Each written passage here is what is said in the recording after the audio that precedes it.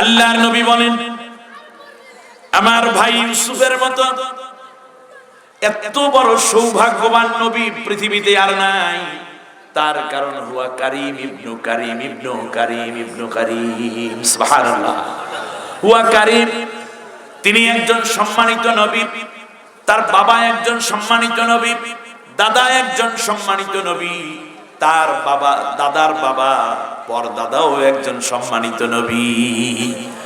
নিজে ইউসুফ আলাইহিস সালাম, বাবার নাম ইয়াকুব আলাইহিস সালাম, দাদার নাম ইসহাক আলাইহিস সালাম, আর পরদাদার নাম মুসলিম মিল্লাতের জাতির পিতা হযরতে ইব্রাহিম খলিলুল্লাহ আলাইহিস সালাম। সুবহানাল্লাহ। আমার বন্ধুগণ খেয়াল করুন, আল্লাহর নবী বলেন, মেরাজের রাতে আমি যখন পঞ্চম আসমানে আরোহণ করলাম, আমাকে অভ্যর্থনা দেওয়ার জন্য একজন নবী আমার দিকে দৌড়ে আসলো। আমি জিবরিলকে বললাম, জিবরাইল গো, যেই ভাইটি আসতেছেন এর নাম কি? বললেন, নবী আপনি কি চিনেন না? আল্লাহর রাসূল বললেন, আমি কি কোনোদিন এই জায়গায় আসছি নাকি? আমি কেমনে চিনব? হযরতে জিবরিল আলাইহিস সালাম বললেন, ইয়া রাসূলুল্লাহ, ইনি হচ্ছেন হযরতে ইউসুফ আলাইহিস সালাম। ইউসুফ আলাইহিস সালাম নবীকে জড়াইয়া ধরলেন। ফাকাব্বালা আলা আইনাইহি, দুই চোখের মধ্যে ইউসুফ আলাইহিস সালাম চুমু খাইলেন। এরপরে আল্লাহর নবীও ইউসুফ আলাইহিস সালামের কপালের মধ্যে চুমু খাইলেন। এরপরে নবী বলেন, আমি তার চেহারার দিকে তাকাইয়া থাকলাম। তামাম পৃথিবীর সমস্ত মানুষের সৌন্দর্যগুলোকে যদি এক জায়গায় করে সমান চারটা ভাগে ভাগ করা হয়, তাহলে 4 ভাগের পুরো 3 ভাগ সৌন্দর্য আল্লাহ রাব্বুল আলামিন একা ইউসুফের চেহারার মধ্যে ভরে রেখেছে। সুবহানাল্লাহ।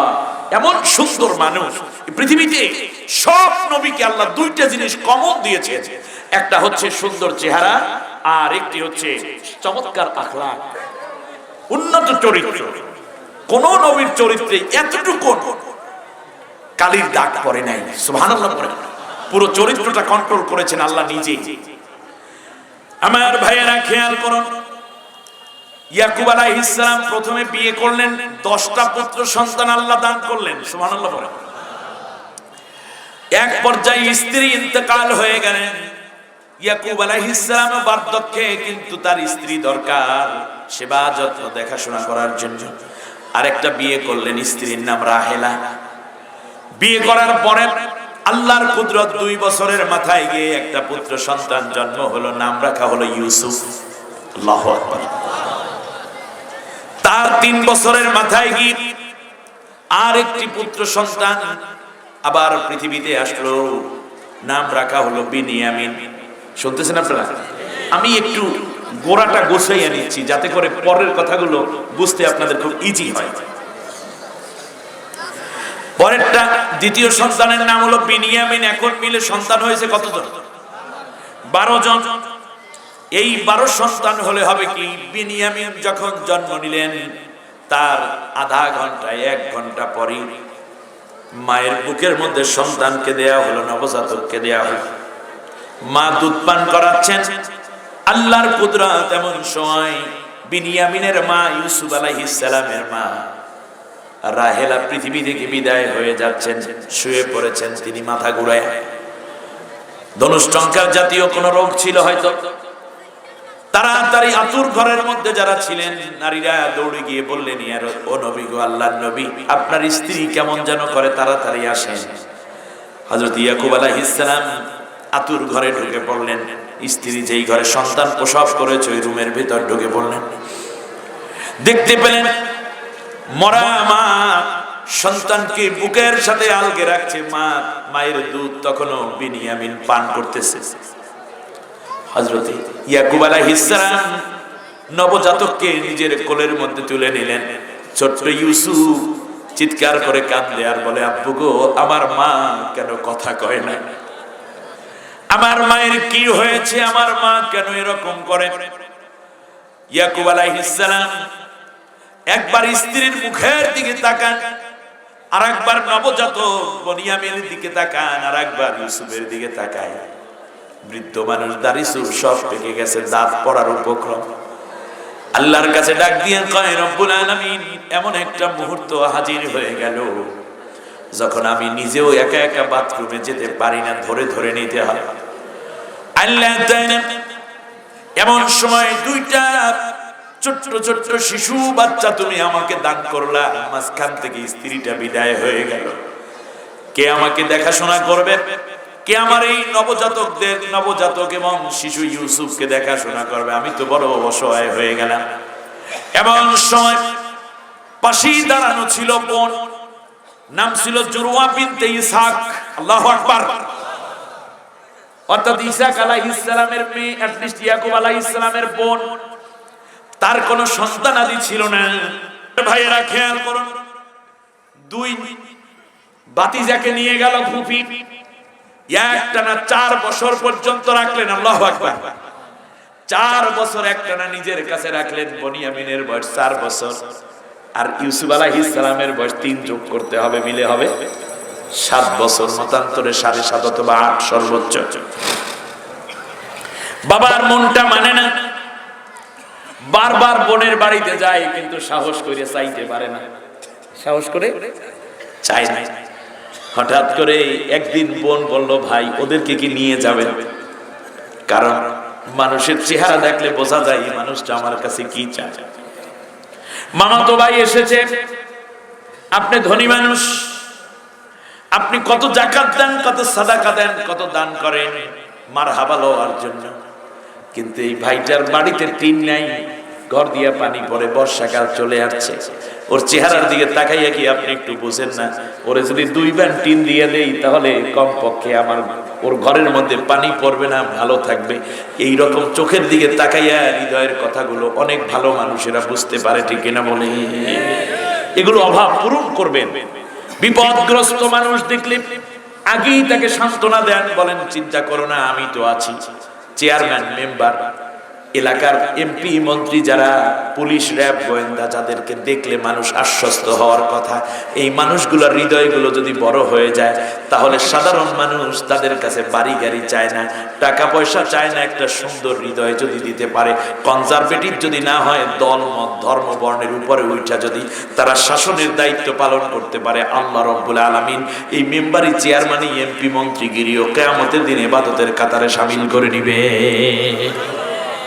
আমরা কেন এরকম হই না? আমরা কেন এত ছোট হয়ে গেলাম? দলীয় এমপি, দলীয় চেয়ারম্যান, দলীয় মেম্বার দল ছাড়া কিচ্ছু বোঝে না। আপনি বোকা, আপনি বোকা। আপনি চেয়ারম্যান হওয়ার পরে শুধু দলের চেয়ারম্যান না, আপনি টোটাল ইউনিয়নের চেয়ারম্যান, ঠিক কিনা বলেন? আপনার রাষ্ট্রে যদি, আপনার এই অঙ্গনে যদি কোন একটা হিন্দু অত্যাচারিত হয়, তাহলে আল্লাহর কাছে আপনার জবাব দিতে হবে। একটা শিশুও যদি নির্যাতিত হয়, তাহলে আপনাকে আল্লাহর কাছে জবাব দিতে হবে, কারণ আপনি এই অঙ্গনের রাজা, আপনি সবার দায়িত্বশীল, ঠিক না বলেন? আমার বন্ধুগণ খেয়াল করুন, ইউসুফ আলাইহিস সালাম সকালবেলা বাবার কাছে বলতেছেন, কান খাড়া করে শুনতে হবে। আমি গতানুগতিক ভাবে কথা বলি না, অনেক ভিন্নতা এখান থেকে আসবে। হযরত ইউসুফ আলাইহিস সালাম সকালবেলা আব্বাকে ডাক দিয়ে বলেন, আব্বু, আমি দেখতেছি, ইন্নী রাআইতু 11 কাওকাবান ওয়াশ-শামসা ওয়াল কামারা রাআইতুহুম লি সাজিদিন। আব্বা, আমি দেখছি কি, ওই যে 11টা নক্ষত্র, নক্ষত্র মানে তারকা নাকি, স্টার, আর সূর্য, চাঁদ আমাকে আনুগত্যের মস্তক অবনত করে সিজদায় পড়ে আছে। এখানে বলতে পারেন সিজদা কি? হ্যাঁ, 2টা জবাব দিচ্ছে। 1 নম্বর হচ্ছে, ওই সময় যারা প্রেসিডেন্ট হয়, রাষ্ট্রপ্রধান হয়, যেহেতু তৎকালীন ওই রাষ্ট্রটাও ছিল একজন মুশরিক সরকারের অধীনে, কেনান, বর্তমান নাম জর্দান, সেই সময় নাম ছিল কি? কেনান। ওই কেনানের প্রেসিডেন্ট যিনি ছিলেন, তিনি ছিলেন মুশরিক, আর মুশরিকরা স্বাভাবিকভাবে সিজদা নেয়, কুর্নিশ নেয়। তো যেহেতু এই স্বপ্নটা একটা প্রেসিডেন্ট হওয়ার স্বপ্ন, এই জন্য প্রেসিডেন্ট হইলে যা হয় সেই রকম করেই ইউসুফ আলাইহিস সালাম দেখতে পাচ্ছেন। সুবহানাল্লাহ বলবেন না? আর দ্বিতীয় যদি বলি, তা হচ্ছে এক এক নবীর সময় এক এক শরিয়া, সরকার চেঞ্জ হলে কিছু আইন পরিবর্তন হয় না? অবশ্যই। ঠিক তেমনি ওই সময় নিয়ম ছিল যে বাদশাকে সিজদা করবে, এটা ছিল জায়েজ ওই শরীয়তে, কিন্তু আমাদের শরীয়তে এটা নাই। শেষ, জবাব ক্লিয়ার। ইউসুফ আলাইহিস সালামের কথা শুনে বাবা বললেন এটা ভাইদের কাছে বইলা বেড়াই। এখন একটা প্রশ্ন এবং তার জবাব দিয়ে আমি সামনের তাফসীরে যাব ইনশাআল্লাহ। কিন্তু ধৈর্য কুলাবে তো? কোন যুবক ওঠো কেন, তোমাদের কি স্কুল ঢিলা নাকি? হ্যাঁ পোলাবে। একজন বৃদ্ধ মানুষ উঠে গেলে আমি মনে করতে পারি যে হয়তো বাবাজি একটু প্রস্রাব করতে যাবে বা হাজত থাকতে হবে, তুমি ওঠো কেন পোলাবে? শোনো, ইউসুফ আলাইহিস সালামের স্বপ্নটা কেমন ছিল? এটা ঘুমের মধ্যে ছিল নাকি এটা আকাঙ্ক্ষার স্বপ্ন ছিল? খুব জটিল। ওলামায়ে কেরাম কান খাড়া করে শুনুন এবং আশা করি আমরা হুজ্জাতের মাধ্যমে একটি ফয়সালায় যাব। এখন দেখুন, ইউসুফ আলাইহিস সালাম বলছেন ইয়া আবাতি ইন্নী রাআইতু, আমি দেখেছি না। এখানে রাআইতু বলার পরে ওলামায়ে কেরাম একটু জবাব দিলে ভালো হবে। রাআইতু বলার পরে তিনি কিন্তু বলেন নাই ফিল মানাম, এই কথা বলেছেন। তাহলে বোঝা যায় এই স্বপ্নটা তার ঘুমের মধ্যে ছিল না। বেশিরভাগ তাফসীর, আমি যতগুলো তাফসীর ব্যক্তিগতভাবে, আমি তো কোরআনের অনুবাদ লিখতে গিয়ে ন্যূনতম 40-42টা তাফসীরকে আমি পড়তে হয়েছে। আর আমিও ব্যক্তিগতভাবে তাফসীর বিভাগ থেকে সর্বোচ্চ ভালো রেজাল্ট করা আমার সময়ের ছাত্র। তাহলে বোঝাই যাচ্ছে যে তাফসীর সম্বন্ধে আমাকে এমনি না পড়লে তো আর এই রেজাল্টও করা যায় না, চিন্তাও করা যায় না। জ্ঞান কতটুকু অর্জিত হয়েছে জানি না, তবে চেষ্টা তো কম করিনি, আর না হলে এত জায়গায় আল্লাহ নিবেন কেন? যাই হোক, আমি যেটা দেখেছি সবাই লিখেছে স্বপ্নের মধ্যে, মানে ঘুমের মধ্যে। ঘুম থেকে উঠে তিনি বলেছেন না না না। ঘুম থেকে যদি ঘুমের স্বপ্ন যদি হতো তাহলে কোরআনের অন্য আয়াত দিয়ে আমরা রেফারেন্স দিই। এবার হুজ্জত নেন। ইব্রাহিম আলাইহিস সালাম ইসমাঈল আলাইহিস সালামকে নিয়ে মিনা উপত্যকায় কি করবে? কুরবানি করবে না? হ্যাঁ, ইয়াকুব হযরত ইব্রাহিম আলাইহিস সালাম বলেন ইয়া বুনাইয়া ইন্নী আরা ফিল মানামি আন্নী আযবাহুকা ফানজুর মাযা তারা। হে আমার কলিজার টুকরা সন্তান, আমি স্বপ্নে দেখেছি। ইন্নী আরা ফিল মানামি, ইসমে মফউলের সিগা। ইন্নী আরা ফিল মানামে, আমি মানামের মাদ্দা হলো নাউমুন, নুন ওয়াও মিম, নাউমুন। আসসালাতু খায়রুম মিনান নাওম, ঘুম হইতে নামাজ হইতে, ঘুম বোঝাই যাচ্ছে। তা মানাম মানে ঘুমের অবস্থায়। তা ঘুমের মধ্যে আমি দেখেছি, এখানে কি আছে নাকি ঘুমের কথা উল্লেখ আছে? ইউসুফ আলাইহিস সালামের স্বপ্ন ছিল মূলত রাজনৈতিক একটা ব্যাপার। সেটা হলো এই যে যেহেতু বাদশা হইলে সিজদা পায়, সিজদা পাইতেছে ভাইয়ের, সিজদা পাইতেছে ভাইদের এবং মা বাবার, এর মানে পরবর্তী সে রাষ্ট্রপ্রধান হবে। অর্থাৎ রাষ্ট্রপ্রধান হওয়ার জন্য যেই মেধা, যোগ্যতা এবং চিন্তা আকর্ষণ দরকার, এই জন্যই তিনি বলেছেন আমি স্বপ্নে দেখি আব্বা একটা সুন্দর রাষ্ট্রপ্রধান আমি হব। বয়স মাত্র কয় বছর? তো 7 বছরের শিশু, ক্লাস 2 এ পড়ে বাংলাদেশের প্রেক্ষাপটে। 2 এর বাচ্চা যদি স্বপ্ন দেখে, যদি বলে আল্লাহর আইন চাই, সত্যকের শাসন চাই, এই জমিনে আল্লাহর রাজ কায়েম হবে, তাহলে দেখবেন সেখানেও কিন্তু কয় যে এই যে ধর, এটা ধর, এই এইদিকে আয়, মৌলবাদীর বাচ্চা এদিকে, ঠিক কি না? ওরেও মামলা দাও। ফিলিস্তিনের শিশুদেরকে হত্যা করা হচ্ছে কারণ ইসরায়েলিরা ভালোভাবে জানে মুসলমানদের ছোট্ট শিশুটিও একদিন স্বাধীনতার ডাক দেবে ইনশাআল্লাহ। কাশ্মীরে মুসলমান ছোট্ট শিশুদেরকে মারা হয়, আরাকানে শিশুদেরকে হত্যা করা হলো, সিরিয়ায়, আফগানিস্তানে, ইরাকে শিশুদেরকে হত্যা করা হয়। তার কারণ জানে 7 বছর আর 6 বছর বুঝি না, মুসলমান সন্তান মানে কোনোদিন আমাদেরকে সায় দিবে না, কোনোদিন আমাদেরকে ছাড় দিবে। শিশুও যদি বলে আল কোরআনের আলো ঘরে ঘরে, ইসলাম ছাড়া অন্য কিছু মানি না, আমার নেতা তোমার নেতা বিশ্বনবী মুস্তাফা এই কথা যদি বলে, তাহলে যারা সমাজতান্ত্রিক, বামপন্থী, রামপন্থী, তারা তোমাকেও গ্রেফতার করবে, তোমার ঘর তালাশ করবে, তারপরে গিয়া কোরআন হাদিস পাইলে বলবে জঙ্গি বই ধরছি, ঠিক কিনা? অতএব বোঝা যায় স্বপ্ন দেখার জন্য বয়স লাগে না, বয়স যাই হোক, যারা ইসলামী বিরোধী তারা কিন্তু এই স্বপ্নগুলো বয়সের কারণে বরদাস্ত করবে, এটা তোমরা মনে করো না। অবশ্যই তোমার একটা শত্রুতা তৈরি হওয়ার সম্ভাবনা আছে। এবার খেয়াল করুন, ইউসুফ আলাইহিস সালামের স্বপ্ন ছিল তিনি রাষ্ট্রপ্রধান হচ্ছেন। আল্লাহু আকবার। তিনি রাষ্ট্রপ্রধান হচ্ছেন, এই জন্যই বলল বাবারে তুই যেই স্বপ্ন দেখছো এটা ভাইদের কাছে বলিস না। তার কারণ হলো এই যে ইউসুফ আলাইহিস সালামের স্বপ্ন একরকম, ভাইদের স্বপ্ন আর এক রকম। এই জন্য ভাইরা দেখলো হায় হায় হায় হায় রে, আমারে তো খাইছে। এই ভাইগুলো তেমন ভালো ছিল না যে, সেই কথা আল্লাহ রাব্বুল আলামিন কোরআনের মধ্যে বলেছেন,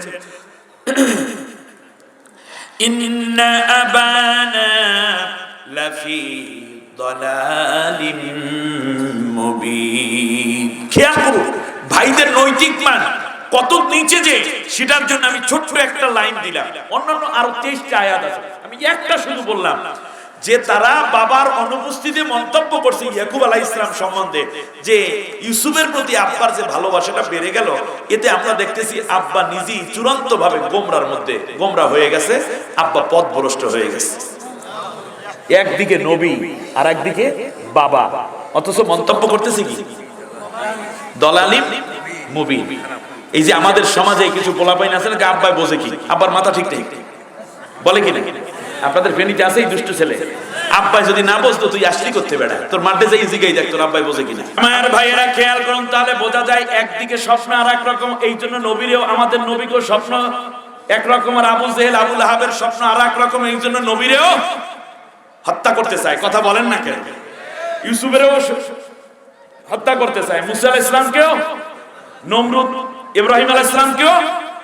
ঠিক তেমনি কাজের ধারাবাহিকতায় আজও আমার এই সোনার বাংলাদেশে একদল ভাইয়েরা স্বপ্ন দেখলো দেশটা হবে কোরআনের সংবিধান, এখানে মানুষ চলবে আল্লাহর আইনে, সবাই আল্লাহর গোলামের কারণে এখানে 5 ওয়াক্ত নামাজ মানুষ দলে দলে পড়বে, রাষ্ট্রীয়ভাবে নামাজ জামাতে কায়েমের অর্ডার থাকবে, যাকাত ভিত্তিক অর্থ ব্যবস্থা হবে, সুদ থাকবে না, ঘুষ থাকবে না, জিনার শাস্তি কোরআনে যা আছে সেটা হবে, খুনের শাস্তি কোরআনে যেটা বলা হয়েছে সেটা হবে, মানুষ মানুষে ভ্রাতৃত্ব বোধ থাকবে, নারীরা পর্দা পুশিদা মতো চলবে, দুর্নীতি চলবে না, কোনো অন্যায় অবিচার সমাজে থাকবে না। আর এক দল হীন বুদ্ধিওয়ালা কিছু লোকেরা স্বপ্ন দেখলো না না আল্লাহটা না, এখানে চলবে মানব রচিত তাগুতি মতবাদ, এখানে আরো কেমন করে নারী অধিকারের নাম মেয়েদের কাপড় চোপড় আরো খোলা যায়, ঘরের নারীটাকে কেমনে বের করে এনে নারী অধিকারের নামে আরো লাঞ্ছিত হোক, নারী অধিকারের কি কি কাজ আছে বের করো, ঘরে ঘরে মদ গাঁজা কিভাবে আরো পৌঁছানো যায়, মানুষ হত্যা করে মৃত লাশের উপর কিভাবে নৃত্য করা যায়, এরকম হাজার স্বপ্ন নিয়ে একদল ভাইয়েরা আসলো, একই দেশের ভাই, কিন্তু দেখা গেল এক ভাইরা নেক স্বপ্ন দেখলো, আর এক ভাইরা দেখলো বদ স্বপ্ন। যারা বদ স্বপ্ন দেখলো ইউসুফের ভাইদের মতো ওই নেককার স্বপ্ন দ্রষ্টা ভাইদেরকে হত্যা করা শুরু করে দিল। হত্যার কারণটা আল্লাহ রাব্বুল আলামিন বলেছেন, আবার একটু খেয়াল করুন, হত্যা করার জন্য ভাইরা প্রস্তাব দিল তিনটা, কয়টা? তিনটা প্রস্তাব দিল, উকতুলু ইউসুফা আও ইতরাহুহু আরদান ইয়াকুলু লাকুম আজহু আবিকুম ওয়া তাকুনু মিন বা'দিহি কওমান সালিহিন। আল্লাহু আকবার। قال قائل منهم لا تقتلوا يوسف وألقوه في غيابة الجب। শুনতেছেন আপনারা? এক ভাই প্রস্তাব দিল, উকতুলু ইউসুফা, ইউসুফকে ডাইরেক্ট কি করো, কতল করো। কতল মানে কি বুঝেন তো আপনারা? কতল মানে ছুরি দিয়ে, তলোয়ার দিয়ে, রামদা দিয়ে, দা দিয়ে, বটি দিয়ে ঘাড়ের মধ্যে জবা দিয়ে ফেলা, ওইটাকে বলে কতল। ভাইরা এবার চমৎকার করে একটা ট্রাইব্যুনাল বসালো, 10 সদস্য বিশিষ্ট ভাইরা। কয়জন? 10 ভাইরা প্রস্তাব কি করল, আল্লাহ রাব্বুল আলামিন বলেন উকতুলু ইউসুফা, ইউসুফকে কতল করো। আরেক ভাই বলল আরে এইটা মাইনা নেওয়া যায় না, শত হইল তো ভাই বিমাতা, তাতে কি? সৎ ভাই তাতে কি, আরেক মা তাতে কি হবে? বাবারই তো উড়াজাত, দেখতেও তো সুন্দর লাগে, ওরে হত্যা করা যাবে না, ওর রক্ত চড়বে, তরপাতে থাকবে, ইউসুফের দেহ গড়গড় করবে। এত নিষ্ঠুর আমরা হইতে পারি না। আর এক দুই ভাই জিজ্ঞেস করে, তাই কি করতে চাই ইউসুফের? আর এক ভাই বলল, না না না, আউইতুরাহু আরদাত, বরং একটা গর্ত করো, মাটির মধ্যে গর্ত করো, সেই গর্তের মধ্যে ইউসুফের ফালাইয়া দাও, তারপর উপরে মাটি চাপা দিয়ে দাও। বুদ্ধি কি আপনারা মনে বোঝেন না এখানে? তো দুইও ভাই, আচ্ছা যদি জবেহ দেয় ইউসুফকে, তাহলে ইউসুফ কি বাঁচবে না মারা যাবে? মারা যাবে। আচ্ছা, ইউসুফের বাঁচানোর জন্য আরেকজন একটা ভিন্ন প্রস্তাব দিল যে না, অত নিষ্ঠুর আমরা হইতে পারি না, কি করবো? হাত পা বাইন্ধে গর্তের মধ্যে ফেলে দাও, উপরে মাটি চাপা দাও। বলুন তো দেখি, ইউসুফ বাঁচবে না মরবে? তাই মারার ক্ষেত্রে দুইও ভাই টার্গেট সমান। আর এক ভাই হলো মানবাধিকার চেয়ারম্যান, মানবাধিকার সংস্থা কি, এর অনেক মায়া দরদ।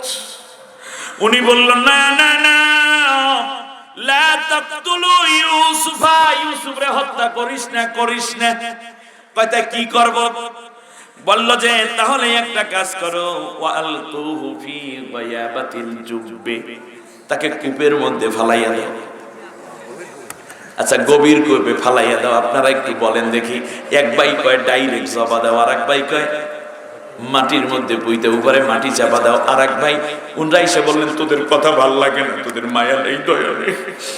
বাইরে ভাই কেমনে মারে, কেউ কি মাইনা নেওয়া যায়? ইতিহাস খারাপ বলবে আমাদেরকে, তাই কি করব? কয় ওয়ালকুহু ফি গায়াবাতিল জুব্বি, গভীর কূপের মধ্যে তারে ফালাইয়া দাও। তো গভীর কূপে ফালাই দিয়েছো, কি বাঁচবে না মারা যাবে? এর মানে মেরে ফেলতে হবে, এই টার্গেট এক, ধরন ভিন্ন, ঠিক না? কৌশল ভিন্ন, কিন্তু টার্গেট কি? জোরে বলেন। মেরে ফেলা কে? ইউসুফ তো 7 বছরের ওদের গালি দিয়েছে, ওদের ঘরে আগুন দিয়েছে, ওদের ইজ্জত নষ্ট করছে, কোন প্রতারণা করছে, কিচ্ছুই করে নাই। শুধুমাত্র ইউসুফের ভেতরে একটা স্বপ্ন আছে, সে স্বপ্ন হচ্ছে নবীওয়ালা স্বপ্ন।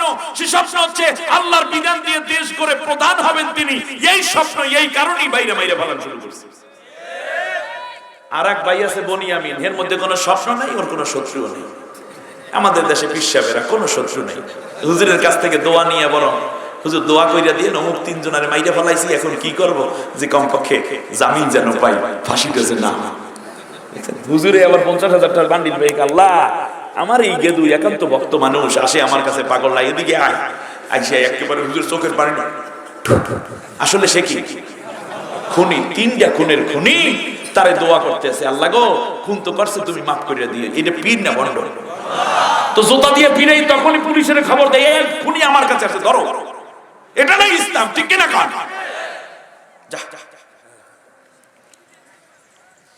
তাহলে ভাইরা হত্যা কইরা দিবে, কিন্তু ধরন ভিন্ন। অতএব মনে রাখবেন, টার্গেট ওই স্বপ্ন যারা দেখবে তাদের উপরে।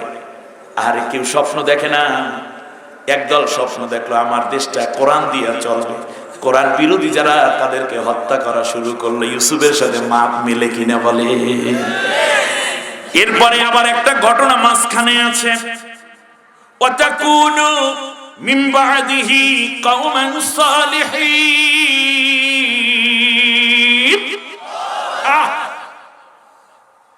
ও আমার ভাইরা, এই ফেনীর বন্ধুরা ভালো করে শোনো। পরশুরামের কি এত কথা লাগবে না। পরশুরাম এলাকার ভাইরা শোনো শোনো শোনো, ইউসুফের ভাইরা একটা জিনিস বুঝতে পেরেছে, আমার দিকে তাকান একটু। একটা জিনিস বুঝতে পেরেছে, নির্দোষ একটা মানুষ, ইউসুফের যে কোনো দোষ নাই, হত্যা করার মতো কোনো অপরাধ তার নাই, এটা ভাইরা ভালোভাবে জানে। যে এইরকম একটা নির্দোষ মানুষকে আমরা যে হত্যা করব, এটা তো একটা গুনাহ হবে। কথাটা বোঝেন না? তাদের অনুভূতি এটা ছিল যে এই নির্দোষ ইউসুফকে যদি আমরা হত্যা করি, তাহলে আমাদের একটা অপরাধ হবে। তখন শয়তান আস্তে করিয়ে বুঝায়, ওয়াতাকুনু মিন বাদিহি কওমান। এই এত ঘাবড়াস কেন? একটা দুইটা মানুষ মারলে কি হয় বেটা? যদি রাজনীতি করতে চাও, যদি দেশে থাকতে চাও, দল যদি বিজয় রাখতে চায়, ক্ষমতায় যদি টিকে যেতে, 4-5টা ফালাই দিতে হবে, কিছু করার নাই। আর মাথার ভিতরে একটা জিনিস ঢুকায়, অর্থাৎ কোন মিন বাদি কম কিছু ভালো কাজ করবি পরে, তাই তো হয়ে গেল, হজ করে আসবি, একটা 50-60টা যায় নামাজ আইলে গরিব গোরাবারে দিয়ে দিবি, একটা মসজিদ করিয়ে দিবি, এতিমখানা বানাই দিবি। কারণ মেম্বারে চেয়ারম্যান এমপিগিরি করিয়ে যদি এলাকার 10-12 জনের মাইরা টিরে ঠিকঠাক থাকা যায় তো অসুবিধা নেই। পরে আমরা নেককার হয়ে যাই। পরে কি হবে? গুনাহ করার আগে চিন্তা করে রাখে যে গুনাহটা করলে গুনাহ হবে, এই অপরাধটা করলে গুনাহ হবে, কিন্তু পরবর্তীতে আবার আমরা তওবা করে একেবারে নেককার হয়ে যাব, এই চিন্তাটা মাথার ভিতর ঢুকিয়ে রাখছে শয়তান।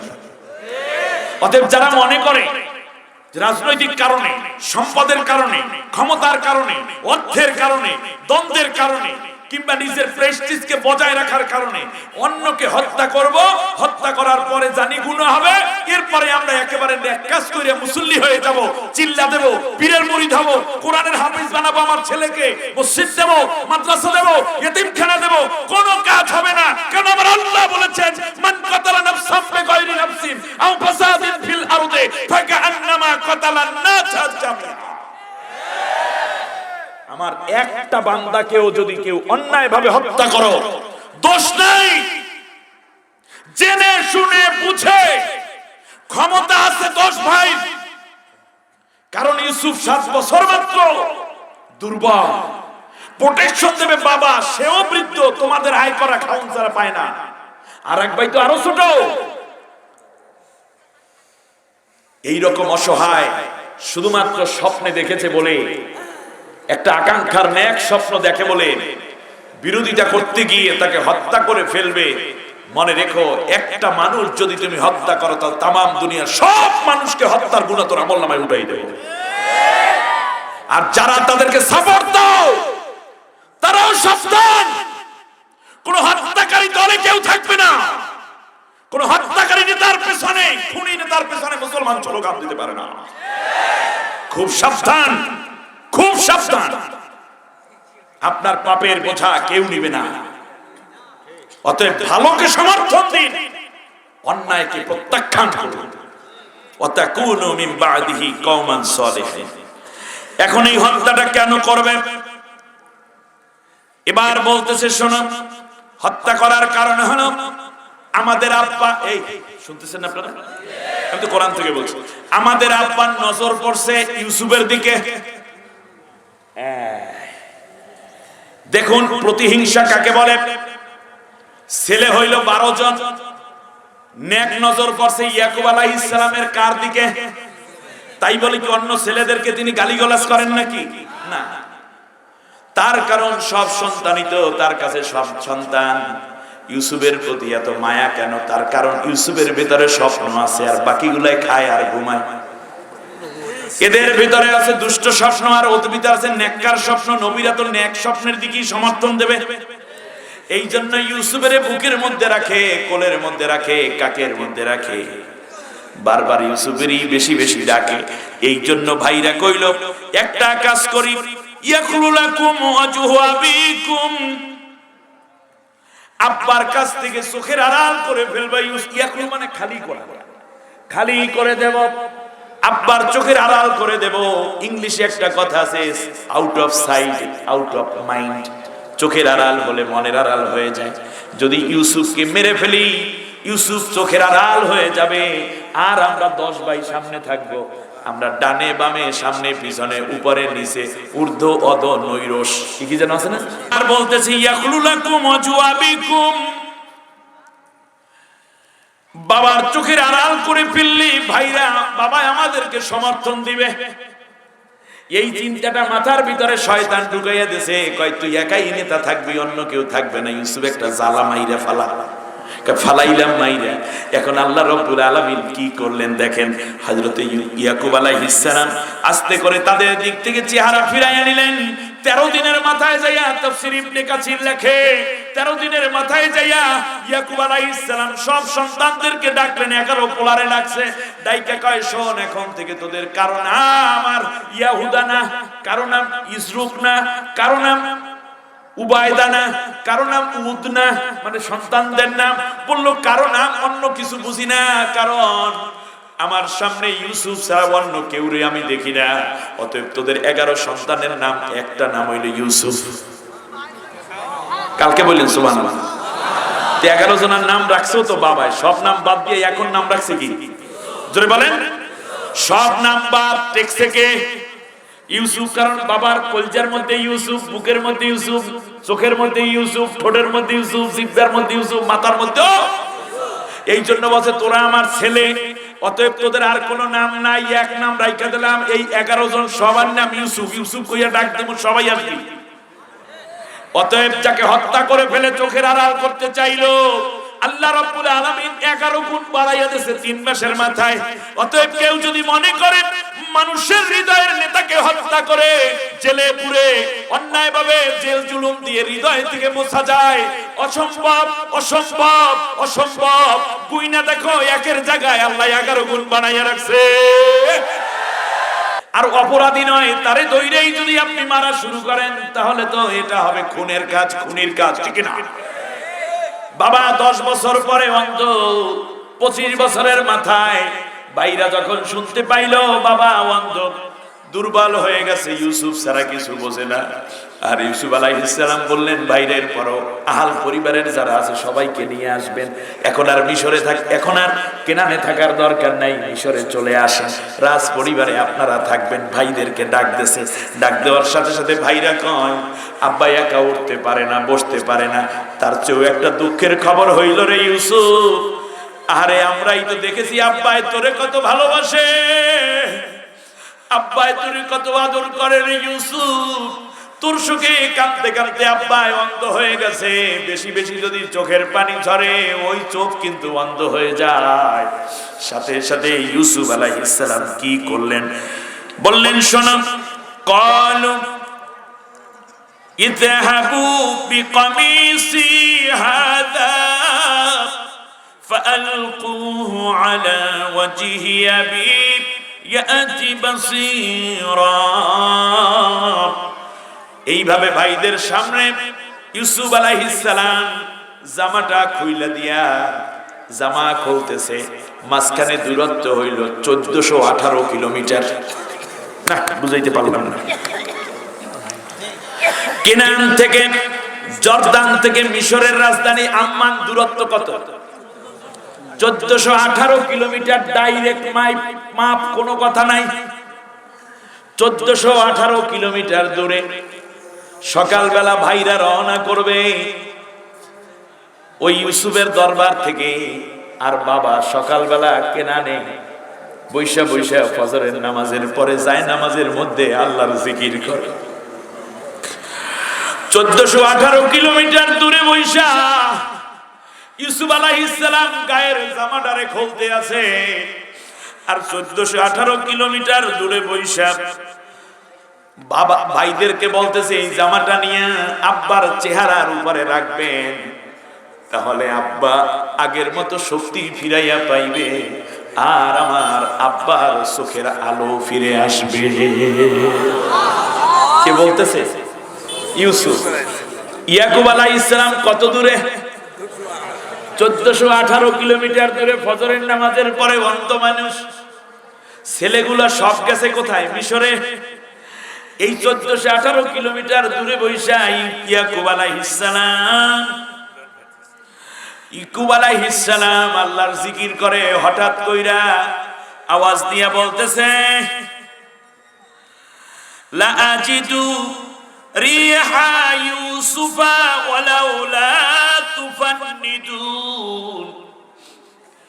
ডাক দিয়া কয়, আমার পুত্রবধূরা রে, আমার নাতি নাতিনরা, শোন শোন, আমার নাকের মধ্যে আমার ইউসুফের গায়ের ঘেরান পায়। কত বছর? 25 বছর হয়ে গেছে। 7 বছর বয়স, এখন 35। 25 থেকে আপনি 7 বছর বাদ দেন, 35 থেকে কত বছর থাকে? 28 বছর পর চোখ দুইটা কি অন্ধ, সাদা হয়ে গেছে, চোখের উপর ছানি পড়ে গেছে। ঘরের মধ্যে যারা আছে সবাই কইল, পাগল এতদিন মনে করেছি, আসলে তো পাগল হয়ে গেছে। ঘরের মানুষে কয় পাগল। আস্তে আস্তে সময় লাগবে 1 মাস 9 দিন। 1418 কিলোমিটার পথ, 1 মাস 9 দিন সময় লাগবে, ঘোড়ায় গেছে বাইরে। এইখানে ডাক দিয়ে কয় আমার ইউসুফের ঘেরান পাইতেছি। একবার ভাবো রে বাপ, একবার ভাবো বন্ধু ও পুলিশ ওরে বনিতা, কত বাবার সন্তান তোমরা অন্যায় ভাবে হত্যা করেছো, কত মায়ের সন্তান গুম করেছো। ওই মায়ের দিকে তাকাইয়ে দেখো, মা কিন্তু রাত্রে ঘুমায় না। হযরত ইয়াকুব আলাইহিস সালামের কাছে ভাইরা যখন আইসলো, বিদামিন কাযিব, মিথ্যা রক্ত নিয়ে, জামা কাপড় নিয়ে যখন ভাইরা আসলো, আলোচনার বাড়ান যাবে না। হযরত ইয়াকুব আলাইহিস সালাম শুধু বলছেন ফাসবরুন জামিল, আল্লাহুল মুস্তাআনু আলা মা তাসিফুন। আল্লাহু আকবার। ফাসবরুন জামিল, আমি উত্তম ধৈর্য ধারণ করলাম। তাফসীরে এসেছে সবরে জামিল কারে কয়? আব্দুল্লাহ ইবনে আব্বাস। আমার ভাইরা খেয়াল করুন, ইয়াকুব আলাইহিস সালাম সন্তানের জন্য এত মায়া দেখালেন, শেষ পর্যন্ত যেই ঘটনাটা ঘটলো তা হলো ইউসুফ আলাইহিস সালামকে এবার ভাইরা নিয়ে যাবে, এটা বলেই মুনাজাত করে দেই এ বছরের জন্য। ভাইরা রাত্রে গিয়ে বলল, আব্বা আপনি কেমন জানো? আহাব্বু মিন্না, ইউসুফকে আপনারা বেশি ভালোবাসেন। এই হলো হত্যার ক্ষেত্র তৈরি করা। না রে বাজান, সন্তানের প্রতি বাবার মায়া দয়া সমানই থাকে। বলল, আব্বা যদি আপনি মনে করেন ইউসুফকে আমরা ভালোবাসি, ইউসুফ আমাদের ভাই, আপনি মরার পর তো আমরাই দেখব, অতএব আপনি ইউসুফকে আমাদের সাথে দেন নাই, এর মানেই হচ্ছে ইউসুফকে আমরা মাইরা ফেলাবো। সৎ ভাই হিসেবে আপনি আমাদেরকে সন্দেহ করেন। কয় না রে বাজানরা, তোরা ঠিক বলো নাই। কয় ঠিক যদি নাই বলি আর আপনি যদি আমাদের উপর বিশ্বাসী রাখেন, তাহলে আগামীকালকে সকালবেলা ইউসুফকে আমাদের সাথে দিয়ে দিবেন। ইউসুফকে নিয়ে যাব বনের মধ্যে, ময়না পাখি, টিয়া পাখি, হলদে পাখি, কত রকম কাকাতুয়া, কত রকম পাখি পাখনা মেলে ওরে আর গান গায়। সুতরাং এইরকম জিনিস ইউসুফ দেখবে। ঝর্ণার পানি নেমে যায়, তার মধ্যে হ্রদের মধ্যে কত মাছ সাঁতার কাটে, পাকা আম, পাকা জাম, পাকা কলা, পাকা কাঁঠাল, পাকা লিচু, আঙ্গুর ফল, আপেল, বেদানা, কি সুন্দর আব্বা, ওইগুলা মাঝে মাঝে আমরাও নিয়ে আসি। অতএব আব্বা একটা কাজ করেন, ইউসুফ দেন। এর মানে হলো বাবাকে আটকাইছে, ভালোবাসলে, আনুগত্য করলে, মহাব্বত করলে আমাদের সাথে দেন। এটা কিন্তু একটা পলিটিক্স, ঠিক না? যদি আমার ভালোই বাসেন তাহলে দেন আমাদের সাথে, দেখি। না দিলে মনে করবো আসলে ইউসুফের সম্বন্ধে আমাদেরকে বিশ্বাস, কারণ মনে করেন ইউসুফ আমরা মাইরে ফেললাম। যদি না, না বাবা তোর বিশ্বাস করে, বিশ্বাস করলে কালকে দেন। আর ইউসুফের মাঝখান থেকে তাতাইছে। ইউসুফ চিন্তা করে যে ও এত সুন্দর সুন্দর জিনিস দেখা, ছোট মানুষ, তার সাবিউস সাবিয়া লাউকানা নবিয়া, তো শিশু তো শিশুই, যদিও নবী হয়। এতে কইছে কাব্বা যাবো, আব্বা যাবো। ছেলেদের দৃষ্টিভঙ্গি বাবার বুঝতে বাকি নাই। এই ছেলেরা, তোমরা মনে করো তোমরা ইউনিভার্সিটিতে পড়ো, বাবা মাত্র 2 পাস, আব্বাই কিছু বোঝে না। ওরে মনু, বোঝে না মানে তোমার চেয়ে অনেক গুণ বেশি বোঝে। ঠান্ডা মাথার বুদ্ধিজীবী তোমার বাবা। এবার শোনো, ইউসুফ আলাইহিস সালাম আস্তে করে সকালবেলা বাবা দেখায়, বাবা উঠাই গোসল করাইছে। গোসল করাইয়া তারপরে অপেক্ষা করছে। এসে ছেলেরা বলল, আব্বা। বললো জি। ইউসুফ রেডি? হ্যাঁ রেডি। আজকে আব্বার মনটা খুব খারাপ, কারণ রাত্রে একটা স্বপ্নে দেখছে। বলবো? ইয়াকুব আলাইহিস সালাম স্বপ্নে দেখে যে ইউসুফকে নিয়ে তিনি ওই বনের ধারে ঘুরতে গেছে। হঠাৎ করে 10টা বাঘ বনের মধ্য থেকে বের হয়েছে। বের হয়ে ইউসুফ এবং ইয়াকুব দুই ওজনের উপরে আক্রমণ করছে। তো বাঘ থেকে বাঁচার জন্য বাবা হাত ধরে ইউসুফ সহ দেশে দৌড় দিয়ে কিছু দূর যাওয়ার পর ইউসুফ ছোট্ট মানুষ, পা পিছলে গেছে বালুতে আর হাতটা ছুটে উপর হয়ে পড়েছে। বাবা দৌড়ে পাহাড়ের উপরে উঠছে, পিছনে তাকাই দেখে 10টা বাঘে ইউসুফের ধরিয়া টানাটানি করতেছে। নবী স্বপ্নে দেখছে, এটা কি তাবির করার দরকার আছে? কিন্তু বাস্তবতা, প্রেক্ষাপট এমন ছিল যে এরপরে ইউসুফকে দিতে বাধ্য। আপনারা বুঝতেছেন না? ব্যাস দিয়ে দিলেন। দরজা পর্যন্ত আগাইয়া দিয়া ইয়াকুব আলাইহিস সালাম বললেন, আমার সন্তানেরা তোর একটু দাঁড়া, ইউসুফের সাথে আমার একটু কথা আছে। কি আছে? একটু কথা আছে। এখন ছেলেরা কেউ তিরস্কার করে বললে সারা দিন রাত কত কথা বলে, এরপরেও কথা ফুরায় না। আর এক ছেলে ভাই বলে এই চুপ কর, শিকার তো এখন বাঘ, যেহেতু গ্রেপ্তার হয়ে গেছে এখন তো কিছু কথা বাবার সাথে বলতেই পারে। যেমন গ্রেপ্তার হওয়ার পরে অনেক সময় পুলিশের হ্যান্ডকাপ পরে এরপর বউয়ের সাথে একটু কথা বলে আসে না, জাস্ট এইরকম একটু বলতে দে না, অসুবিধা নেই। ইয়াকুব আলাইহিস সালাম ঘরের মধ্যে নিয়ে গেলেন, ভিতর থেকে দরজা লাগাইয়া দিয়া ইউসুফ আলাইহিস সালামকে হাজারখানি চুমা খাইলেন, কপালে, মাথায়, নাকে, ঠোঁটে, গালে, ঘাড়ে, বুকের মধ্যে, পিঠে, পেটে, হাতের মধ্যে, কবজির মধ্যে, সব জায়গায় চুমা খাই। ইউসুফ ছোট্ট মানুষ কয় আব্বা আপনি এত আপসেট হন কেন, এত পেরেশান কেন? কয় বাজান কিছু না, তোরে কলজার মধ্যে রাইখা দিলাম বাজান রে। কয় যে আব্বু গো আমি যাব না, আমি একটু চোখের আড়াল হলে আপনার মন মানে না, আমি আগে জানতাম না আব্বা, বনের মধ্যে যাওয়ার দরকার নেই, বাবারের সাইডে আমি যাব না। কয় না বাজান তোমার যাইতে হবে। ইউসুফ জানে যায় শিকারে, বন দেখতে, ঘুরতে, টুরিস্টে যায়, কিন্তু ইয়াকুব আলাইহিস সালাম জানেন ঘটনা উল্টো হয়ে যাবে। যে বুঝছে সে তো কান্না করে। ইয়াকুব আলাইহিস সালাম বললেন না রে বাজান যাইতে হবে। ইউসুফকে বুকের মধ্যে মাথাটা নিয়ে চোখের পানি ছাইরে ইয়াকুব পয়গাম্বর কাঁদে, চোখের পানি বেয়ে বেয়ে দাড়ি ভিজে ইউসুফের মাথার উপরে পড়ে বেয়ে বেয়ে পড়তেছে। আর কয় আব্বা আমি যাব না গো আব্বা। কয় না বাজান তুই যাবি। কয় আব্বা তাহলে একটা কাজ আছে, বনের মধ্যে কাঁঠাল পাবো, আম পাবো, লিচু পাবো, যা পাবো, একলা একলা খাবো না আব্বা, আপনারে দিয়ে তারপরে খাবো।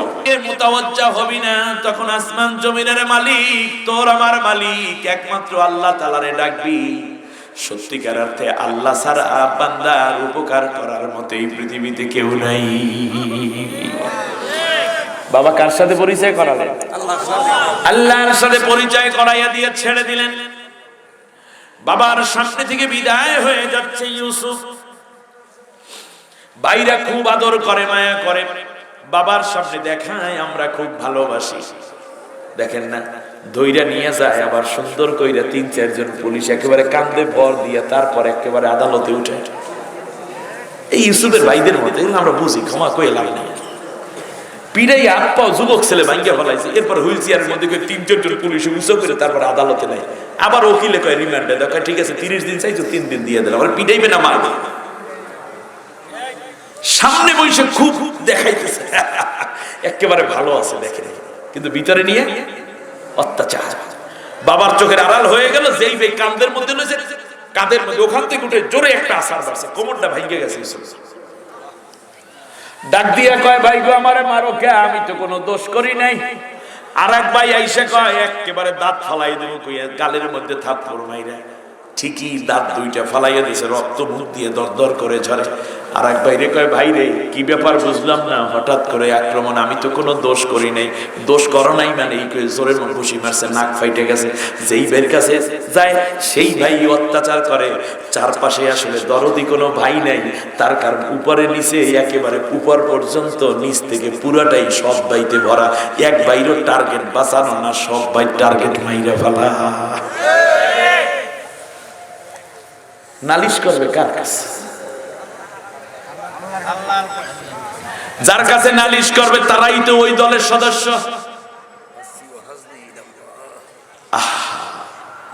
ইউসুফ আলাইহিস সালামের ভাইরা কয় আর মারিস না, এবার কাম কর, হাত পাও ভাঙ্গা ফেলাইছে পা, তাড়াতাড়ি কইরা কূপের মধ্যে ফেলাইয়া দেয়। গভীর একটা কূপ বাইসা বাইর করছে, কূপের মধ্যে আঙ্গুল দেশে শক্ত কইরা কূপটা ধরছে, দেহটা নিচের দিকে শক্ত করে কূপটা ধইরা রাখছে কিনারটা।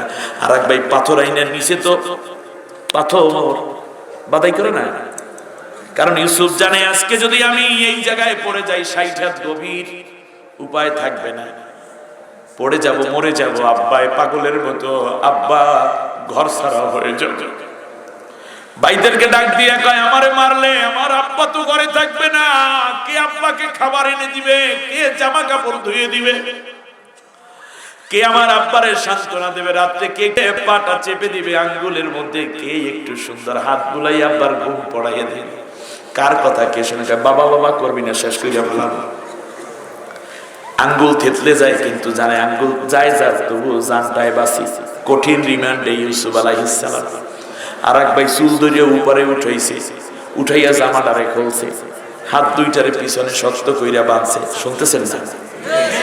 পাও দুইটা বাঁধছে শক্ত কইরা। উদ্দেশ্য হলো কোন জায়গায় যেন আর আটকাইয়া থাকতে না পারে। কোমরের মধ্যে রশি লাগাইছে 60 হাত লম্বা, গভীরতা রশিও 60 হাত। ইউসুফ আলাইহিস সালাম মনে মনে ভাবে, আমার ভাইরা মনে হয় আমারে বাড়িতে নিয়ে যাইবে, কোন এক অপরাধের কারণে হয়তো বা আমার কূপের মধ্যে ফালাইয়া দেয়। যদি একেবারে ফেলে দিত, ধাক্কা মাইরেই তো ফালাইয়া দেয়। দেখছেন নিজে, তবুও ভাইদেরকে দোষী মনে করতেছে না। এই পৃথিবীতে যারা নেককার মানুষ, তারা এই চিন্তাগুলোই করে। আরে নির্দোষ নিজে বুঝতেছে, ভাইরাও জানে নির্দোষ, কিন্তু টার্গেট মাইরা ফেলানো, কূপের মধ্যে ফেলে দিচ্ছে। এখন ইউসুফ মনে মনে ভাবে, ভাইরা আমারে মাইরা মুইরা মনে হয় বাড়িতে নেবে। দেখো না, কোমরের মধ্যে রশি লাগাইয়া রাখছে, আবার তাই না উপরে উঠাইবে। ও আমার ভাই, আমার বন্ধু, পরশুরামের বন্ধুগণ, এই পৃথিবীতে যারা মাজলুম, তারা শেষ পর্যন্ত অপেক্ষা থাকে, এই আদালতে যদি আমি মুক্তি না পাই, আমি তো নির্দোষ, পরের আদালতে পাবো, এখানে না পাইলে অ্যাপিলেট ডিভিশনে পাবো, অ্যাপিলেট ডিভিশনে না পাইলে রিভিউতে পাবো, আমি নির্দোষ। আমার ভাইরা আমাকে মারতে পারে না, কারণ আমি দেশের ভাই, দশের ভাই, আমাদেরও তো পরিচিতি আছে, আমাকে কেন মারবে? এই কথা যখন ইউসুফের মাথার ভিতরে ঘুর ঘুর করে, তখন এর মধ্যে দেখা গেল এক ভাই ডাক দিয়ে কয়, অপচয়কারী শয়তানের ভাই, অপচয় করা ভালো না, 60 হাত রশি নষ্ট কইরা লাভ নাই, বিশ্বাস হয়ে গেছে, এইবার কাইটে দাও, উপরে আর উঠতে পারবে না। হত্যাকারী নসিহত করতেছে অপচয়কারী শয়তানের। আরে কথা বলে না কেন? হলো হত্যাকারী, 60 হাত রশি দরকার নেই, অপচয় হয়ে যাইবে, কোনো দরকার নেই, তো কি করো? আর এক ভাই কাঁচি নিয়ে আসছে, ধান কাটে কি দিয়ে? কাঁচি নিয়ে আসছে, কাঁচি দিয়ে রশি কাটা শুরু করে দিচ্ছে। তা কাটলে আপনারা দেখবেন, নিচে যদি ভার কোনো জিনিস থেকে উপর দিয়ে কোনো কাটলে, সে কিন্তু আঁচ করতে পারে পুরো নিচে যে আছে। আইরিয়া দিয়ে রশি কাইটা ফালায়। এতদিন লাগানো রশি ছিল, মনে করছি ফিরাইয়া নেবে, রশি তো কাটে রে। ইউসুফ আলাইহিস সালাম বুঝতে পারছে, ভাইরে আমারে আর ফিরাইয়া নেবে না। এতক্ষণ পর্যন্ত ভাই ভাই কইয়া কান্দে, ডাক দিয়া কয়, এরা আমার ভাই নাই। কি নাই? কি নাই? জোরে কর, কি নাই? রশি যতক্ষণ লাগানো ছিল, তখনও মনে করছিলাম ভাই ফিরাইয়া নেবা, কিন্তু রশি যেহেতু কাইটা পালাইতেছে, ইউসুফ আলাইহিস সালাম ডাক দিয়া কয়, ওই বাবার নসিহত মনে পড়েছে। ভাই যখন দুশ্মন হয়ে গেছে, প্রমাণিত দুশ্মন, সাথে সাথে ডাক দিয়া কয়, আর কিছু বুঝি না, ও আমার আল্লাহ, তুমি ছাড়া আমার কেউ নাই, তুমি আমারে বাঁচাইয়া দাও। আল্লাহু আকবার। যেহেতু রশি কাইটা ফেলাইছে, এখন আর ভাই নাই। সত্যি কইরে একটা কথা বইলা যাই, কবে আবার আসবো জানি না, যদি দেখা এটাই শেষ হয়ে যায়। যেই দিন রশিটা কাইটা ফেলাইছো, সেই দিন কিন্তু আর ভাই বললে পরিচয় দেওয়া বন্ধ হয়ে গেছে।